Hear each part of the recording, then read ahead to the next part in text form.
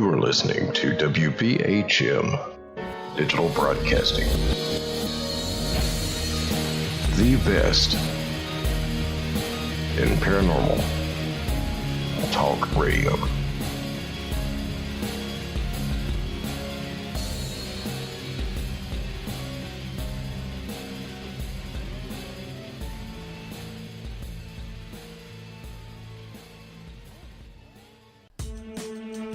Reaching all the way back to 1948, Fate magazine has brought you reports of the strange and unknown, all of them true. Fate Radio is carrying on that tradition. Here is your host of Fate Radio, Kat Hobson. Hello there. Welcome to Fate Magazine Radio. I am your host, Kat Hobson. I am so pleased to be here tonight because I have got two fabulous guests for you. The first person that's going to be joining me tonight is Shelly Burk Robertson. Y'all, I'm sure, are familiar with her, not only because she owns the Old Paulding Jail, but because she is also the host of Ghost Talk Radio on WBHM-DB.com, WBHM-DB, Paranormal Talk Radio. We are colleagues, we are friends. She is brilliant, and y'all are going to love her. Our second guest tonight is going to be LaDarrius Young. LaDarrius also is brilliant in his own right. He is the owner of Shout Out World Media, which is a social media promotion company. They are the people you go to if you're having some sort of a convention. They are the promoters for Magic City Con. They do Comic-Cons. They do all kinds of things really all over the country now. They have gotten so big. But he is a paranormal investigator as well as a brilliant chef. I'm just going to put that out there. He is a comedian and he is in television production as well. So y'all will enjoy him. But first of all, I do want to let people know that I am very aware of the climate and the situation in our country. I just want to say that if you're a light worker, bring the love, okay? Just bring the love, bring the healing. Let's make this be a calm situation because that's why we're here. It's our job. Regardless of how we feel, we are still here to promote the light and the love. So that being said, Shelly Burk Robertson, welcome. How are you? Yay. Well, I am so glad that you are. We have talked forever. I have actually had some of my most extreme paranormal experiences in your jail. We made peace. The spirits there and I have made peace, I think. We're friends. And, it's never boring what you do. You are always with your finger into something, trying to figure out a better way to communicate with spirits, a better way to protect yourself when that's what you do. You are innovative. You're so innovative. You're always coming up with neat things.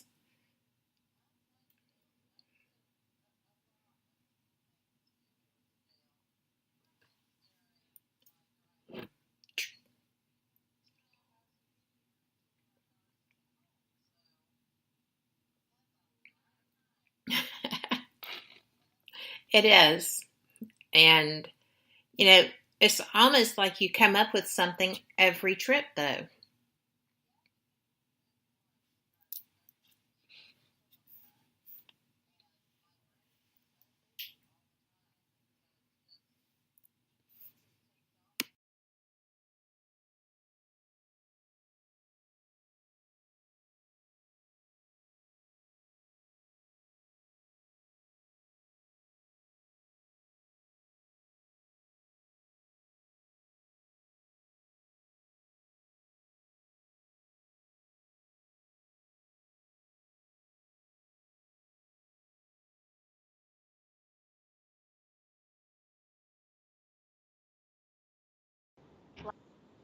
Well, you know where I'm at, too, so that always affects something.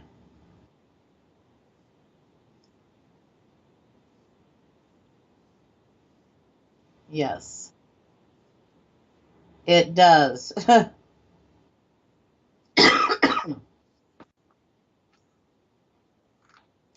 No, they have a way of manipulating things over here. Okay, let me just say that we're going to do a do-over right here because Shelly is broadcasting from the old Paulding jail. I have her back.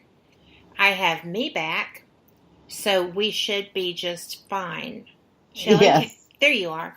Every yes, time Shelly is in the jail, we never quite know what to expect relevant to EVPs, relevant to our sound.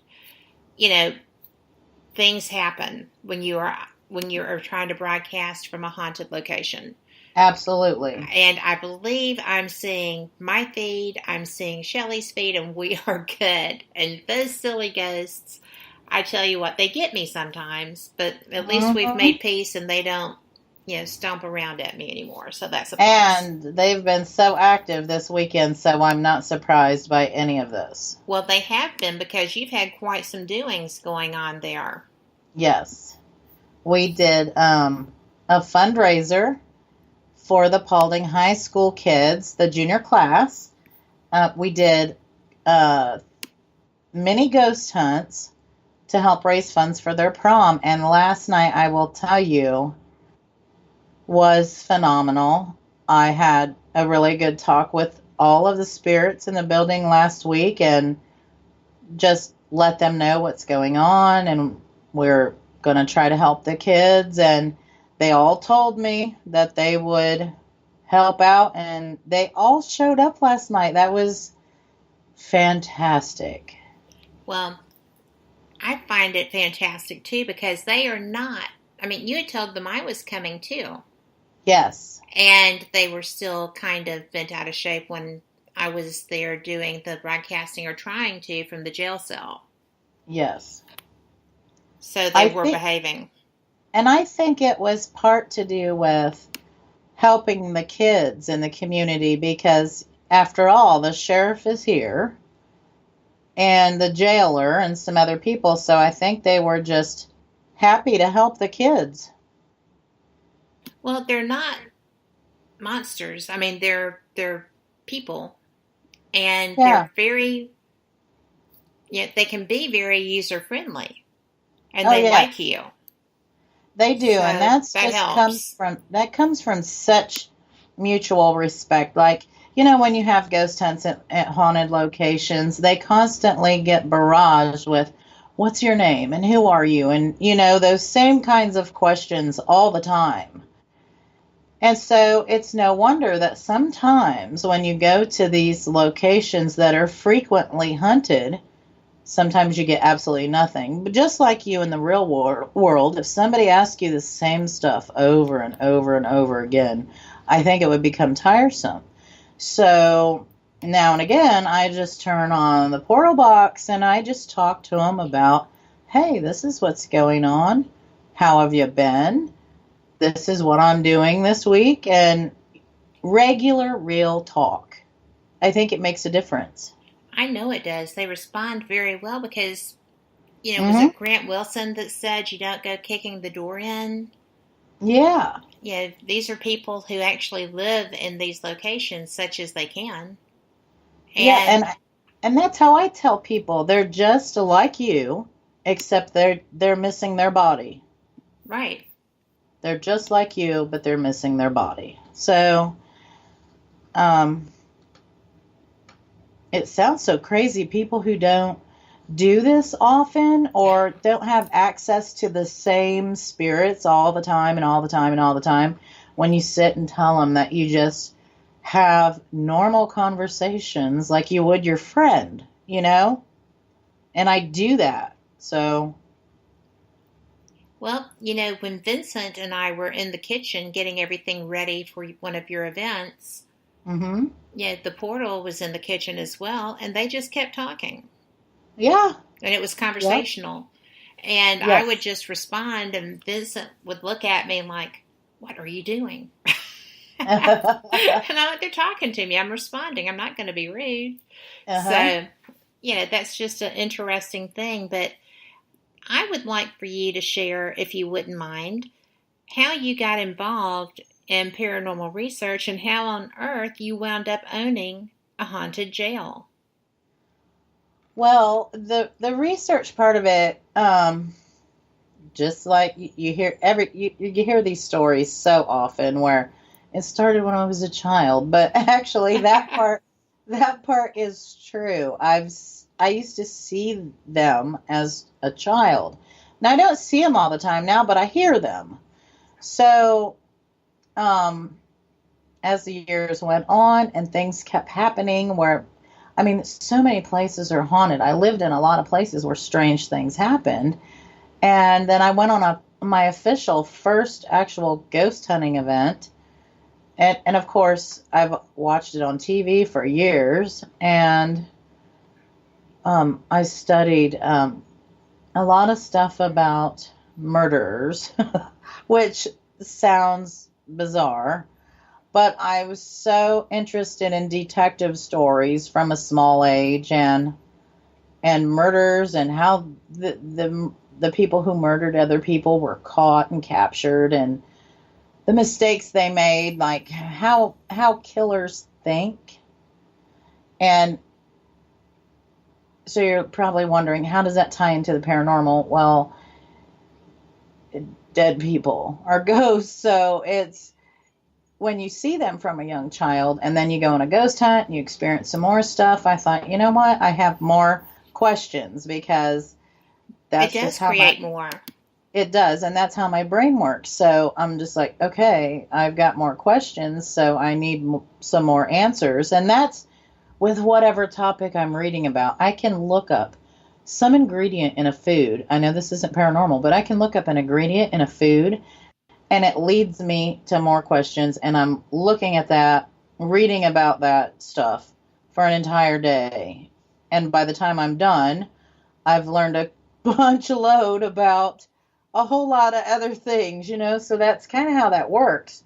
So me and Toby went on our first ghost hunt, and I'm like, you know what? I've got more questions. So I started up my own team, and I did some classes under Patty Starr, and the way I got the jail was just a stroke of luck. I mean, that happened. I had my own team for a couple of years before I got the jail, and when I chose the name of my team, which is 187PI, 187 is the police code for homicide or murder, and I chose it for that reason, and PI is paranormal investigations.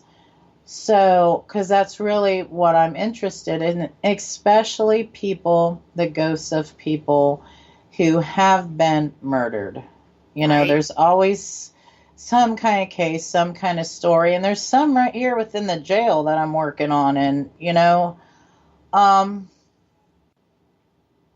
was a stroke of luck. Somebody knew somebody who said something to my brother Toby, who's also part of the team. Hey, I think the owners are gonna sell the jail, so I contacted them, and Toby wanted us to look at the jail more than myself because I just thought it was probably gonna be in bad shape on the inside, whatnot. But actually, it's pretty sound. It needs a facelift, but the building itself is pretty sound. So we looked at it, and then I bought the jail, which I'd already had sheriff supporter plates on my hearse. So I'm like, how is all of this stuff just fitting together, And the address that the jail sits on, which is so crazy, like coming through town one way, it's Williams Street. Coming through town the other way, it's 111, State Route 111. And Mm-hmm. 111 is a cop code for investigations. Interesting. Not only that, something I found out recently,